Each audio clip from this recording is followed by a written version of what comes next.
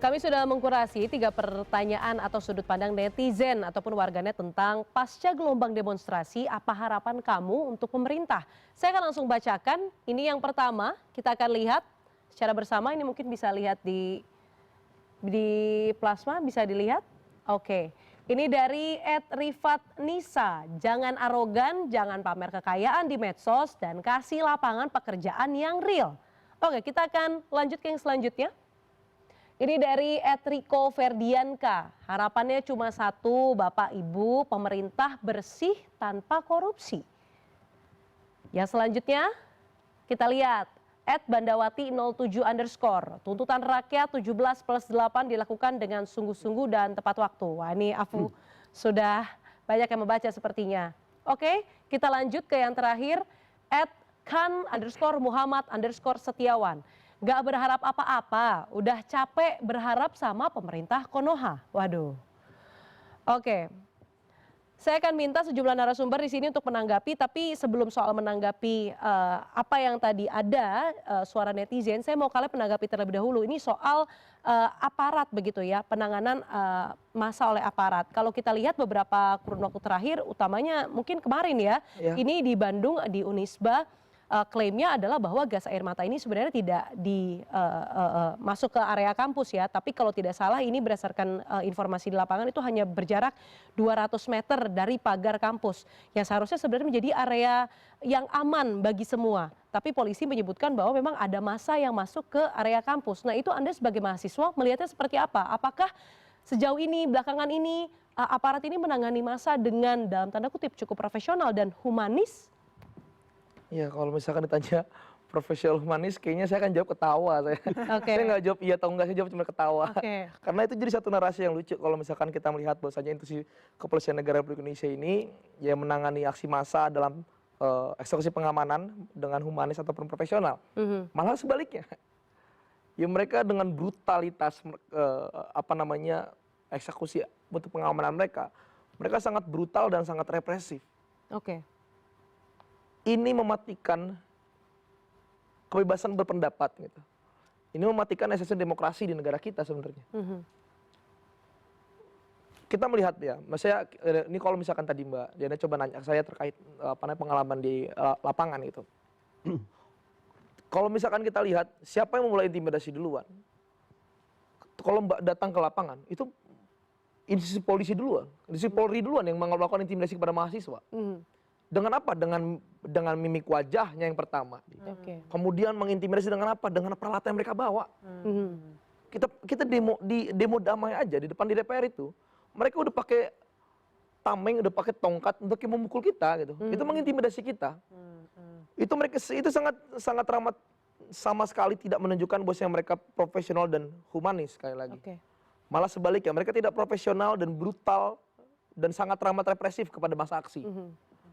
Dan kita menurutku nggak perlu aku yang bicara ataupun Bu yang bicara ataupun Mbak Tami yang berbicara.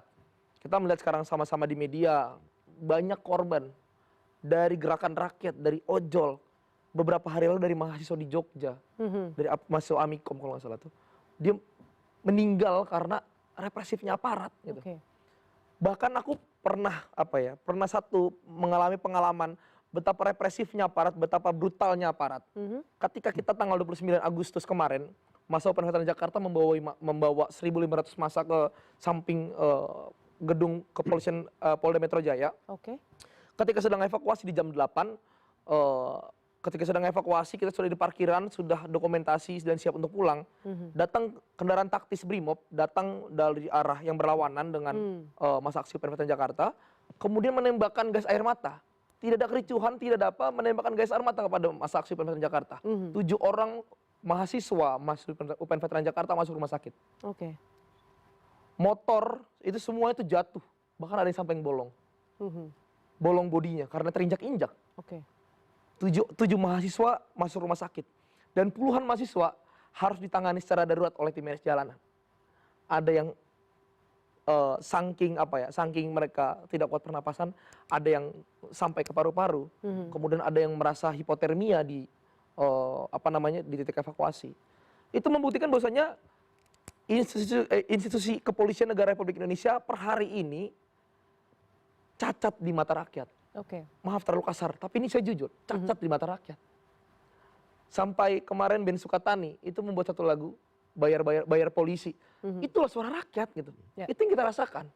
Kita mau ngurus ini, bayar polisi. Kita mau ngurus ini, bayar polisi. Kita mau ngelakuin ini, bayar polisi. Artinya bukan hanya saat demonstrasi kita benci sama polisi, enggak. Dalam kehidupan kita banyak dalam dalam Polri ini banyak sekali gitu hal-hal yang membuat kita tuh jadi geram dan marah akan institusi ini gitu. Dan kalau misalkan pernyataan dari Kapolri, pernyataan dari pimpinan-pimpinan di institusi kepolisian negara Republik Indonesia, bahwasanya itu oknum. Tapi oknumnya sepolda. Oknumnya kebanyakan gitu. Oke. Ya kalau misalkan itu oknum silakan dibantai, silakan diberantas gitu. Tunjukkan bahwasanya Anda bertanggung jawab atas negeri ini. Kalau misalkan Polri itu, jadi ada satu, ini lucu menurut saya. Apakah seorang anggota Polri itu tahu gitu, mereka tuh bertugas untuk siapa dan mempunyai wewenang untuk siapa gitu. Oke. Ketika saya tanya, Bapak tugas ngapain? Mengamankan apa? Mengamankan negara. Betapa cacat berpikirnya. Polisi ngomong mengamankan negara tapi memukul rakyatnya. Oke. Harusnya mereka mengamankan kita gitu. Itu menurut saya, Mbak. Terima kasih. Oke, saya mau beralih ke Buya untuk menanggapi terlebih dahulu. Buya, kenapa ya beberapa orang yang sudah duduk di level puncak kekuasaan ataupun mungkin di level tertentu begitu ya, sulit untuk mendengarkan orang-orang misalnya yang lebih muda, mahasiswa misalnya, atau mungkin kelompok masyarakat sipil. Kenapa ya, Buya? Ya, itu yang menarik itu yang disampaikan Kaleb Aritonang tadi itu. Tugas polisi mengamankan suasana di demonstrasi ketika mereka berdemonstrasi. Tapi yang terjadi tidak aman gitu kan ya. Karena digebuk, dipukul, diintimidasi gitu kan. Oleh karena itu menurut saya perlu ada reformasi di kepolisian ya. Dalam kesimpulan saya ternyata di mata masyarakat ya, polisi selama ini tidak berbuat do the best. Itu aja kesimpulan saya. Lalu harus kita hijrahkan dari tidak berbuat do the best kepada bisa berbuat do the best. Nah, oleh karena itu reformasi di kalangan Polri menurut saya harus. Ya. Dan kebijakan-kebijakan yang akan dibuat oleh pihak kepolisian dalam menghadapi demonstrasi dan unjuk rasa harus dilihat ulang, ditinjau ulang. Ya. Dan kalau perlu bersama dengan mahasiswa dan anak-anak muda yang merumuskan tindakan-tindakan apa kira-kira yang bisa dilakukan oleh polisi gitu ya. Supaya dipatuhi bersama sehingga mahasiswa juga bisa menerima kalau seandainya mereka mendapat perlakuan seperti itu dari polisi ya mereka bisa terima karena itu kesepakatan lah kayak gitu. Oke, Afu, ini tadi ada satu dari netizen kita, penonton kita yang menyebutkan yang penting tuntutan rakyat 17+8 dilakukan dengan sungguh-sungguh dan tepat waktu. Nah sejauh ini tuntutan itu draftnya sudahkah ada yang mau menyerap aspirasi itu? Apakah mungkin dari DPR atau mungkin dari pihak manapun begitu, dari pemerintah? Ya, jadi kami memang mencoba jalur formal maupun informal dalam menyampaikan tuntutan rakyat ini. Tentu saja secara informal semua yang sudah banjir di sosial media ini gitu ya, yang kami percaya harusnya sudah sampai ke pihak-pihak tertentu. Tapi secara formal pun hari ini kami sudah menuliskan surat tuntutannya dan disampaikan ke pimpinan DPR secara digital sih, tapi maksudnya sudah diterima gitu. Dan lewat karena negara ini di-run oleh WhatsApp ya, lewat WhatsApp ini juga saya tahu ada konten yang sama sudah di-forward lah ke para mungkin pimpinan-pimpinan partai maupun politisi lah atau pejabat gitu ya yang menerima gitu. Tapi sejauh ini respon yang kami terima pada umumnya lebih ke terima kasih, baik dilihat gitu. Tapi memang kami sedang mengupayakan untuk ada audiensi secara langsung dengan pimpinan DPR. Nah, tapi Mbak Diana yang perlu kita garis bawahi juga, kami sebagai penggerak ringkasan 17+8 ini ingin bahwa yang duduk bersama DPR itu bukan kami, tapi justru orang-orang yang hak-haknya perlu diperjuangkan, yang memang poin dari tuntutan ini gitu kan, apakah itu buruh, tadi guru nakes dan sebagainya, ojol di dalamnya, kemudian juga para demonstran mahasiswa, kemudian para korban-korban kekerasan, tadi keluarga yang terdampak oleh kekerasan. Nah mereka yang harusnya lebih dahulu ditemui oleh anggota DPR ini gitu. Jadi kami juga melihat kalau memang ada itikat dari DPR untuk bertemu dengan kami tidak ingin ini menjadi sekedar elit ketemu elit, jadi bukan anggota DPR ketemu influencer gitu. Tapi memang ingin benar-benar kami menjadi perpanjangan mulut saja gitu untuk benar-benar masyarakat LSM juga ya yang banyak bergerak di sini justru yang bertemu lebih dahulu dan didengarkan aspirasinya gitu. Oke, ini kan sebenarnya deadline-nya di tanggal 5 September ya, tapi sepertinya sejauh ini belum ada yang terchecklist ya, atau sudah ada nih? Mungkin yang bagian partai politik kan ada yang memberhentikan atau memperkenakan sanksi gitu ya, itu sudah ada. Tapi memang yang kegagalan yang paling besar yang trennya malah sebaliknya kita lihat itu memang yang terkait dengan kepolisian ya. Karena tadi bukannya deeskalasi, bukannya seperti ini spesifik ya kita minta bebaskan seluruh demonstran yang ditahan, juga hentikan tindakan represif, tapi kita malah masih lihat yang sebaliknya. Dan betul tadi yang Buya sampaikan terkait dengan, jadi SOP-nya ini apa gitu. Yang kami tahu ketika kami cari tahu ternyata SOP-nya itu ada harusnya, tapi mungkin tidak dipublikasikan secara umum dan belum tentu ditaati. Dan kami ngerasa ini harus kita tarik balik ke akademi polisi itu seperti apa ya gitu, karena intuisi mereka ketika ada mahasiswa berperilaku A kemudian saya pukul, itu kan intuisi yang dilatih pasti. Apa bentuk training yang berorientasi kekerasan alih-alih training yang berorientasi deeskalasi dan berorientasi mengamankan masyarakat atau rakyat tadi gitu. Karena saya kira ada reform serius bukan hanya pada kepemimpinan Polri, dan maksud saya bukan satu orang ya, tapi kepemimpinan leadership pada umumnya pada posnya masing-masing, maupun dalam kita menyiapkan angkatan kepolisian kita. Jadi angkatan baru nih harus kita train ulang supaya logika melayani masyarakatnya, melindungi masyarakat itu harus berbeda, harus ada yang berubah secara signifikan ke depan. Oke, saya mau berlanjut untuk membahas soal komentar netizen yang terakhir. Disebutkan udah capek berharap sama pemerintah Konoha. Nah ini kan banyak sekali yang yang menyatakan bahwa Indonesia cemas, Indonesia gelap. Kemudian ada banyak juga rasa frustrasi dari masyarakat, mungkin anak-anak muda, bahwa Indonesia ke depannya akan seperti apa begitu. Tetapi ada juga yang menyebutkan jangan lelah untuk mencintai Indonesia begitu. Nah ini saya meminta pendapat mungkin dari Buya terlebih dahulu. Apakah ada boleh nih kita lelah untuk mencintai Indonesia, tapi nanti balik lagi rasa cinta itu seperti apa Buya? Sepertinya love-hate relationship kepada pemerintah ini real begitu ya? Kalau dalam agama kita tidak boleh berputus asa. Dan menurut saya masa depan Indonesia insya Allah akan cerah. Asal saja para pemimpin di negeri ini mau membuka diri.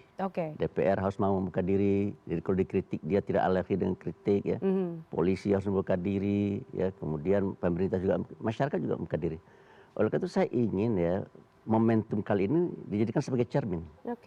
Supaya kita tahu ya di mana letak kelemahan kita. DPR tahu di mana kelemahannya selama ini. Polisi tahu letak kelemahan selama ini. Pemerintah di mana kelemahan selama ini. Dan rakyat juga harus tahu kelemahannya gitu.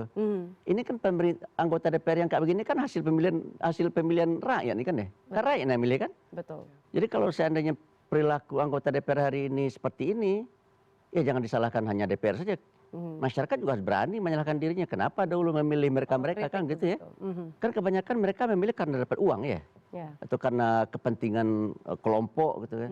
Jadi kita ke depan kalau akan memilih anggota DPR, jangan karena dapat uang atau jangan karena kepentingan kelompok. Tapi kita harus pilih calon-calon yang akan duduk DPR itu bukan hanya politisi tapi negarawan. Kalau politisian dipikirkan dirinya dan kelompoknya. Tapi kalau negarawan dipikirkan bangsanya gitu. Jadi oleh karena itu menurut saya yang tidak ada, bukan tidak ada, yang sangat sedikit sekali ada di DPR itu dan juga di pemerintahan kita, termasuk para menteri, saya kritik juga, dan para polisi, nggak ada yang jadi, bukan tidak ada, sedikit sekali yang jadi negarawan gitu. Mereka lebih mendahulukan kepentingan dirinya, keluarganya, kelompoknya gitu ya, partainya. Sementara kita kalau seandainya sudah menjadi pemimpin negeri ini yang kita pikirkan bangsa, dari Sabang sampai Merauke gitu. Oleh karena itu masalah kenegarawan di negeri ini sudah menjadi sesuatu yang sangat langka dan mahal menurut saya. Oleh karena itu mari kita berusaha untuk mencetak kader-kader baru untuk bisa menjadi negarawan-negarawan agar negeri ini ke depan jauh lebih baik dari yang ada hari ini. Itu aja.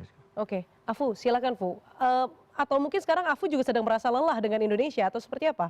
Kalau kita mencintai orang itu kan katanya you deserve to love me on my good days, tapi you have to accept me on my bad days gitu. Jadi Indonesia mungkin selama beberapa tahun kebelakang ini sedang berada mungkin di salah satu bad days-nya yang cukup panjang. Bad days ini panjang ternyata. Tapi aku berharap itu tidak membuat kita amnesia terhadap what a great nation this country could be or could have been gitu kan. Dan ketika kita melihat para masyarakat sipil bergerak di balik 17+8 ini, berinteraksi dengan orang-orang yang secara genuine secara tanpa pamrih gitu ya, hanya ingin membantu, ingin melakukan yang terbaik. Ketika kita lihat mahasiswa yang tetap punya kompas moral yang sangat kuat, itu kan Indonesia on a good day. Kita bisa lihat Indonesia sebagai bangsa-bangsa yang step up, yang kita percaya tentang keadilan, kita mau memperjuangkan hal yang baik. Itu ada juga, itu bagian dari bangsa yang sama. Oke. Bahwa sekarang bangsa yang mendapat giliran memimpin adalah yang mungkin sedang mengalami krisis integritas dan mungkin tidak punya rasa malu dan membenarkan segala cara untuk mendapatkan apa yang mereka mau dan sebagainya. Ini saya harap adalah siklus. Nah, tapi siklus ini nggak bisa berubah musim, nggak bisa berganti jadi good days kalau kita benar-benar give up gitu. Karena the only chance we have, satu-satunya kesempatan untuk kita bisa kembali ke good days-nya adalah dengan ya ini secara aktif warga menjaga ruang-ruang sipil, hold those in power accountable gitu ya. Kita mendorong mereka untuk akuntabel, kita suarakan terus supaya mereka tidak merasa bisa bebas ngapain aja gitu, bisa semakin menggunakan kekuasaan mereka untuk melakukan hal-hal yang salah. Jadi memang ini lagi bad days, tapi kalau kita percaya dan ingat dengan good days-nya, kita mudah-mudahan bisa tetap berjuang dan berusaha mencintai negara yang lagi susah untuk dicintai ini. Oke, Caleb, silakan Caleb. Apakah kamu di posisi yang sedang lelah atau justru lagi berapi-api nih rasa cinta kepada Indonesia karena situasi yang saat ini? Ya, mungkin kalau saya pas lagi orasi ya, saya sering bilang gini, salam cinta salam juang karena cinta saya berjuang. Oke. Artinya cinta adalah effort ya. Kecintaan saya pada negeri ini adalah bentuk bentuk bahwa saya itu saya tidak pernah lelah untuk memperbaiki bangsa ini sebagai masyarakat gitu. Perlu dipahami juga sama kawan-kawan yang sedang berjuang sekarang gitu. Bahwasanya perlu ada satu entitas yang harus perlu dijaga. Ada satu hal yang harus sama-sama kita perjuangkan gitu. Memang ini menjadi satu paradoks sebenarnya. Ketika kita mau menjaga Indonesia, di sisi lain kita juga mau bersih-bersih lah di dalam Indonesia. Melawan apapun yang kebijakan-kebijakan yang tidak pro pada rakyat. Kemudian melawan kebijakan-kebijakan yang menyengsarakan rakyat, yang mengucilkan rakyat ataupun menindas rakyat sekalipun gitu. Nah, ini saya pengen coba untuk beranjak dengan pernyataan Presiden Prabowo yang beliau menyatakan bahwasanya kejadian situasi bangsa per hari ini ada indikasi makar seperti itu. Ada indikasi makar yang coba untuk memanfaatkan masa aksi untuk bisa menggulingkan pemerintahan per hari ini. Sekarang saya mau meminta pertanggungjawaban kata-kata Pak Prabowo Subianto. Oke. Sekarang coba untuk bisa dibukakan selebar-lebarnya, ditransparansikan apapun prosedur yang akan Pak Presiden buat untuk bisa membuktikan bahwasanya gerakan ini adalah gerakan makar. Dan kita pun tadi dari pernyataan Mbak Afutami, kemudian kita melihat di sosial media banyak sekali bahwasanya menyatakan bahwasanya ada beberapa provokator-provokator yang dimanfaatkan oleh pihak tertentu. Ada yang mengambil celah keuntungan dalam situasi bangsa yang sangat teramat keruh per hari ini. Sehingga kita keluar pun itu dihimbau untuk berhati-hati dan menjaga keselamatan gitu.